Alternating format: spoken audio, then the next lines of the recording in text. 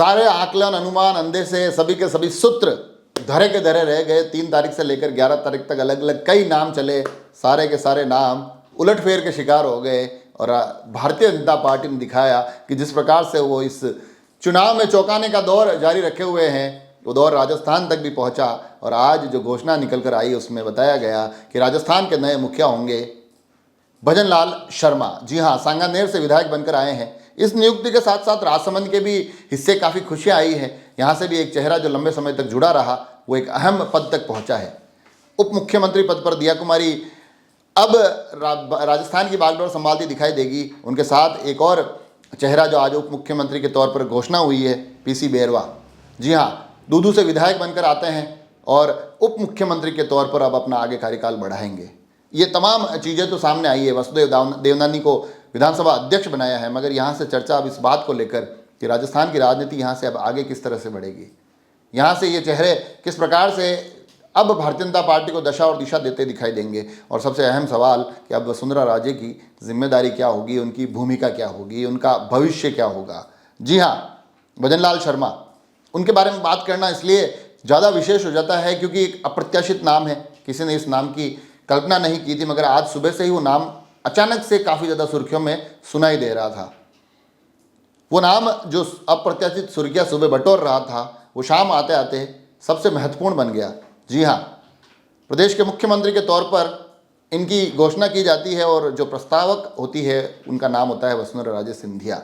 जी हाँ, वसुंधरा जी ने इस प्रस्तावना के माध्यम से ये सूचना दी कि अब प्रदेश के मुखिया के तौर पर भजन लाल शर्मा आगे आएंगे। सांगानेर से विधायक, और कमाल की बात यह है कि पहली बार विधायक बने हैं। तकरीबन 48,000 के आसपास वोटों से जीत कर गए हैं, मगर पहली बार विधायक बनकर अब ये विधानसभा पहुँचे हैं। और पहली बार विधानसभा में पहुँचना और उसके साथ साथ अब मुख्यमंत्री के तौर पर पहुँचना, ये अपने आप में इनके लिए एक बहुत बेहतरीन सौगात जैसा एहसास हो रहा होगा। इसको हम समझ सकते हैं। जातीय समीकरणों को भी साधने की कोशिश की, उन तक आएंगे, मगर उससे पहले थोड़ी सी बात राजसमंद की पूर्व सांसद की जानी जरूरी है। क्योंकि जिस प्रकार से ये घोषणाएं हो रही थी, जब अंदर पूरी उथल पुथल चल रही थी, जब ये घोषणाएं मूर्त रूप में दिखाई दी, दिया कुमारी जी के समर्थकों का एक अच्छा खासा जमावड़ा उस भारतीय जनता पार्टी कार्यालय के बाहर देखा गया। लंबी चौड़ी नारेबाजी हो रही थी, दिया कुमारी सब पर भारी, इस प्रकार के स्वर सुनाई दे रहे थे। और जब ये घोषणाओं का दौर चला तो उसमें ये घोषणाएं साकार होती भी दिखाई दी। हालांकि उम्मीदें मुख्यमंत्री को लेकर जताई गई थी। उप मुख्यमंत्री पद भी एक अपने आप में बड़ी महत्वपूर्ण जिम्मेदारी होती है। और जिस प्रकार से राजसमंद सांसद रहते हुए उन्होंने कई ऐसे काम किए जिसमें कि ब्रॉडगेज एक महत्वपूर्ण रूप से नाम निकल कर आता है, उनको मूर्त किया है, तो इनसे बड़ी उम्मीदें बढ़ जाती है। और थोड़ी बहुत उम्मीदें राजसमंद के हिस्से भी आनी चाहिए, क्योंकि लंबे समय तक राजसमंद और दिया कुमारी का एक गहन जुड़ाव रहा है। यहाँ से सांसद के तौर पर उन्होंने एक अच्छा कार्यकाल निकाला है। राजसमंद ने इनको बहुत अच्छे ऐतिहासिक मतों से जिताया है। तो राजसमंद भी कुछ उम्मीद भरी निगाहों से अब राजसमंद की पूर्व सांसद की तरफ देख रहा होगा। थोड़ा सा राजनीतिक समीकरण अगर मैं मेवाड़ का टटोलूँ तो मेवाड़ में भी उनके जो कुछ चेहरे आगे बढ़ाए गए थे वो जीतकर विधानसभा पहुंचे हैं। नाथद्वारा सीट अब शायद माना जा सकता है कि लाइमलाइट में दिखाई देगी। कुंभलगढ़ से सुरेंद्र सिंह जी की मुस्कुराहट आज और भी ज़्यादा बढ़ी हुई दिखाई दे रही होगी, क्योंकि ये तमाम चेहरे यहाँ लगातार जुड़े हुए दिखाई दिए हैं। दिया कुमारी की जो कोर टीम थी, उस कोर के टीम में सुरेंद्र सिंह हमेशा उनके साथ नजर आए हैं। तो राजसमंद अब कहीं ना कहीं मुख्यमंत्री से भी ज़्यादा उप मुख्यमंत्री की तरफ उम्मीदों की निगाहों से देख रहा होगा कि यहाँ पर आगे आने वाले समय में कुछ सौगातें पहुँचे। दूसरे जो उप मुख्यमंत्री है पीसी बेरवा, ये भी राजनीतिक रूप से बड़े अनुभवी है और अपने अनुभव को अब इन्हें उप मुख्यमंत्री के तौर पर आगे बढ़ाना है।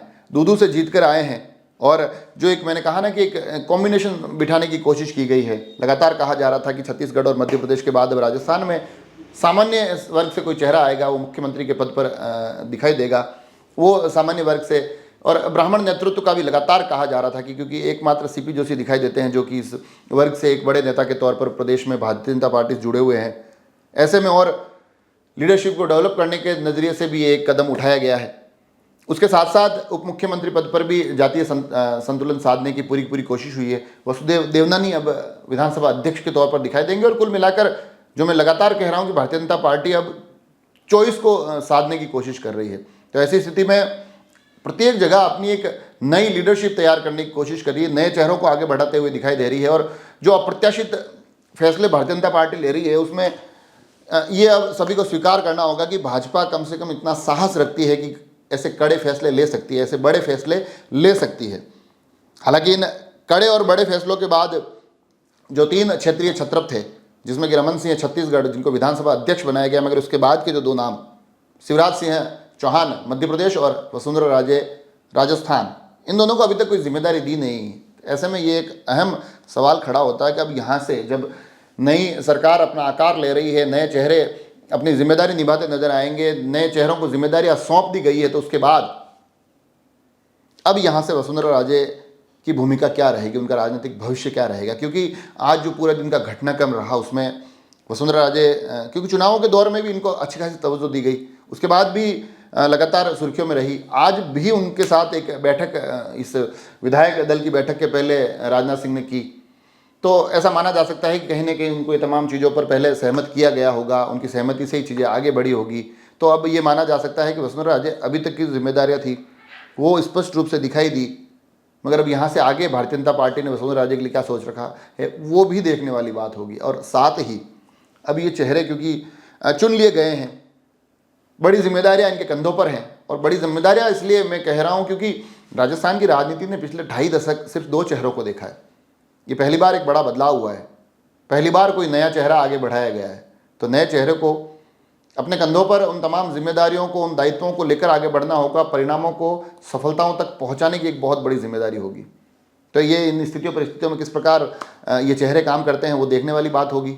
साथ ही अब एक निगाह मंत्रिमंडल पर भी रहेगी और विशेष तौर पे हम मेवाड़ के जो चेहरे हैं उन पर गौर करने की कोशिश करेंगे। वहाँ से अब कौन सा ऐसा चेहरा है जो मंत्रिमंडल में अपनी जगह लेता दिखाई देता है। राजसमंद से भी, जैसा कि मैंने पहले भी कहा था, ये जो जिस प्रकार का एक स्वरूप आगे के मुखियाओं का निकल कर आया, तब माना जा सकता है कि नाथद्वारा या कुंभलगढ़ के इससे एक बड़ा पद आ सकता है।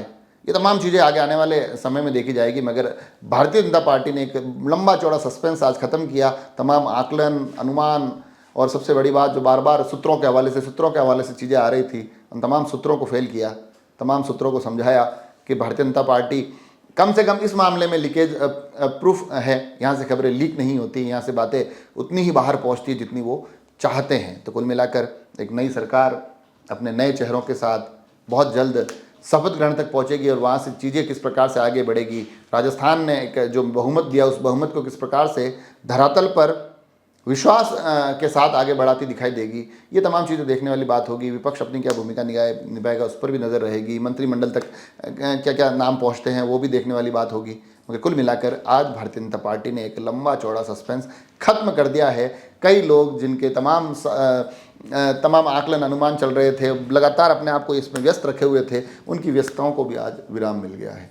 आप सभी लोग जुड़े रहे राजसमंद एक्सप्रेस से। धन्यवाद।